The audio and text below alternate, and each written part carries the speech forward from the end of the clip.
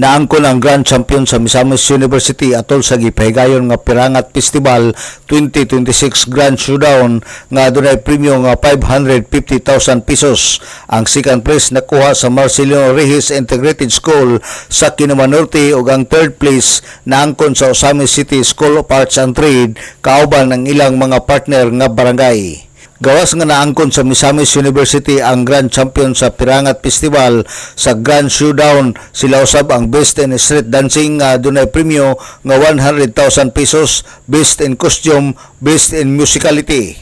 Sa interview ni Ma'am Annalyn Clarin nga wala sila nagdahom nga sila ang mamahimong champion taliwala sa kamubo sa panahon sa ilang pagpangandam apan ilang gihimo ang ilang the best sa pagsayaw ug nagpasalamat siya sa mga partner niini nga mga barangay kaya anaa gayud ang ilang suporta. Well, we actually have mga 1 month ra gyud ni siya nga preparation pagsugod sa tong klase. And so we really did our very best, no.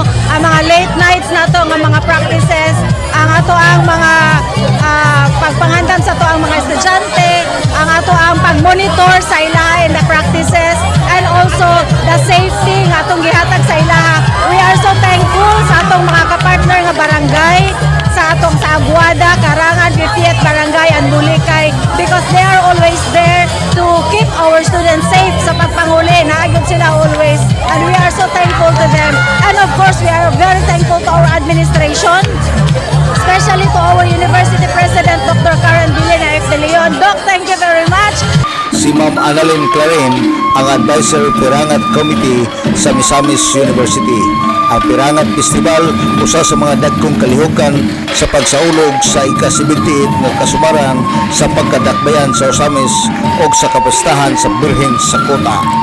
Alang sa DXTD Radio Campana, ang radyo sa simbahan, Lubulik 45 Dudong Bargamento, muduyog sa ika-75 nga jubileo sa simbahan sa Archdiocese sa Osamis Danang, Sarakayan.